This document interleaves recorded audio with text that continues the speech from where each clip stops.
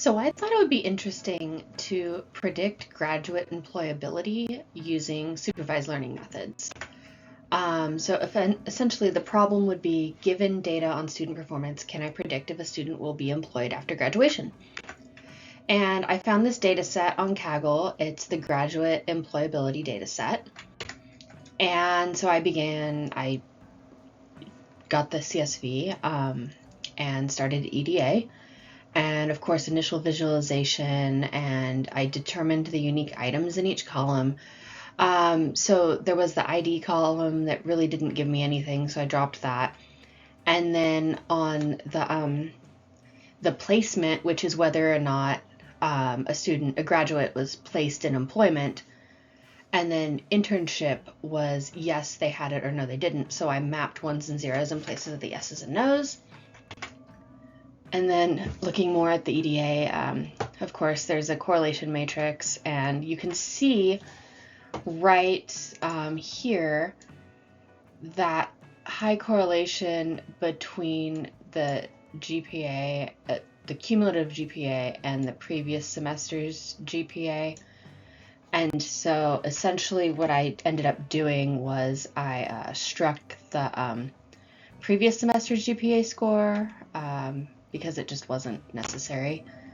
So then I decided to take a multimodal approach to this, mainly just to practice all of the different models. And here's what I used. Also, if I'm going too fast through these slides for you, these slides are also uploaded onto my public GitHub repo, which is mentioned at the last slide of this presentation and also linked in the description of this video. So I started out with a multiple linear regression.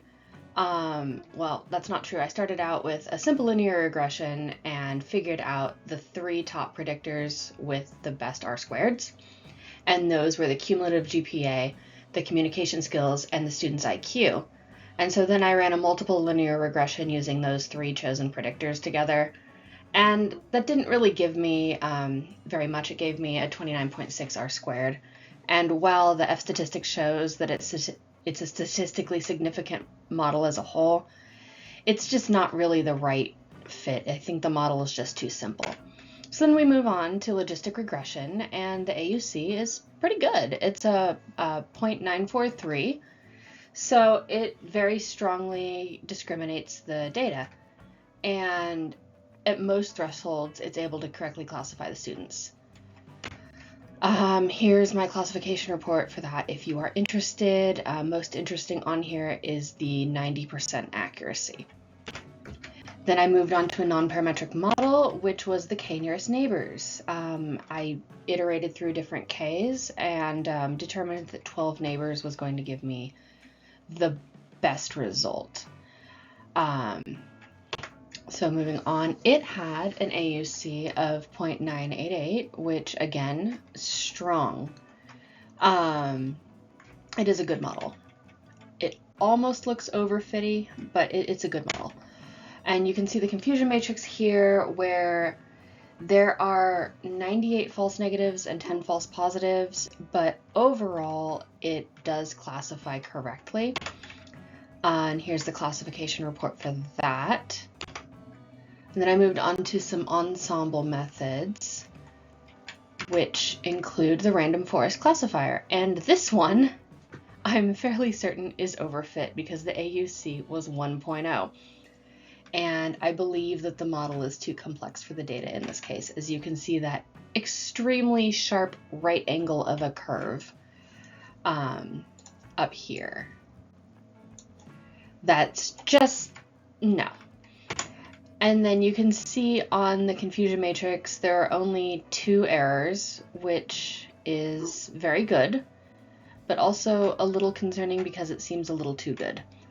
Moving on, and it has a 100% accuracy. So then we did the AdaBoost classifier, and it had pretty much the same results, an AUC of 1.0, and the only thing is there were 0 errors in the confusion matrix. And here is the same classification report, essentially. And And so after that, I moved on to support vector machines to try a method from that as well. I used the linear SVC, and this gave me a pretty good AUC of the 0.945. So it's a strong enough model. At most thresholds, it's correctly classifying the students, whether or not they get a job after school, after they graduate school. And the problem is here. You can see that we have these, ooh, that's not a good color. Let me get the red back. These 224 false positives, which shows that this model is pretty good at determining if a student is not placed in employment, but finding that is placed, it's not that great at. So if we were only looking for the students that were not placed, this could potentially be a useful model. And here's the classification report for that with an accuracy of 0.86.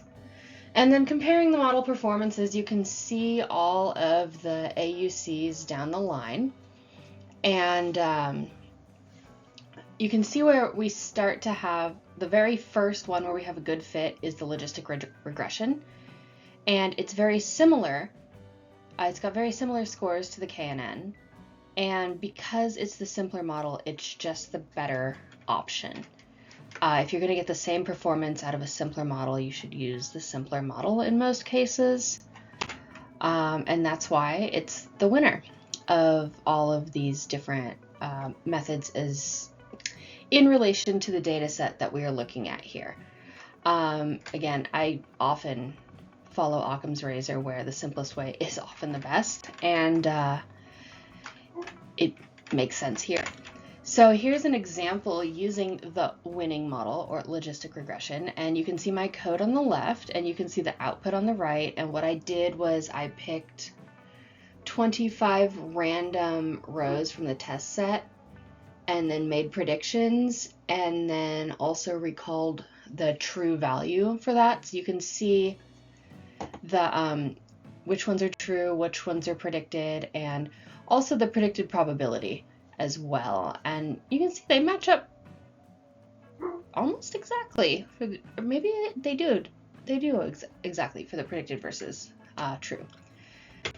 And so here's my conclusion. The graduate employability can best be predicted using logistic regression on this data set. A large number of other models will also work, though the ensemble methods in particular did exhibit signs of overfitting.